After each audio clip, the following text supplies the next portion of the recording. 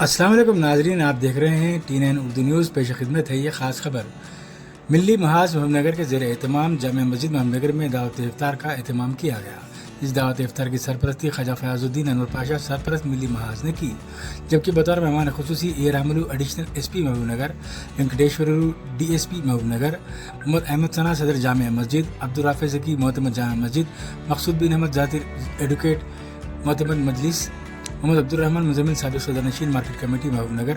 NP Venkatesh advocate secretary ریاستی Congress committee, محمد شبیر سابق نائب صدر نشین بلدیہ، Appaiah circle inspector town 1، Mohammed Ejaz circle inspector town 2، Bhagwant Reddy circle inspector traffic line Natraj صدر red cross society Mohammed Nagar نے شرکت کی۔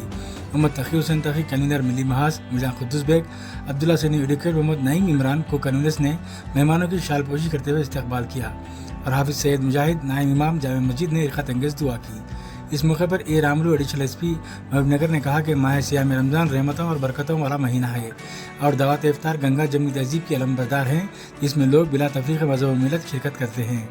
اس موقع پر دیگر قائدین طیب باشوار، محمد امجد، راشد خان سابق کونسلر بلدیہ، محمد اویز صدر ضلع یوتھ کانگریس، محمد عظمت علی، رام ناتھ گوڑ ایڈوکیٹ صدر سیکرٹری بار کونسل،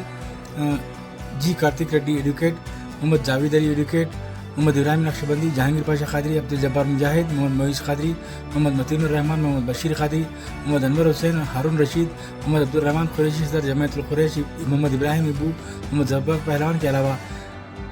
روزہ داروں کی کثیر تعداد نے شرکت کی۔ آئیے ناظرین ڈالتے ہیں اس پر ایک نظر۔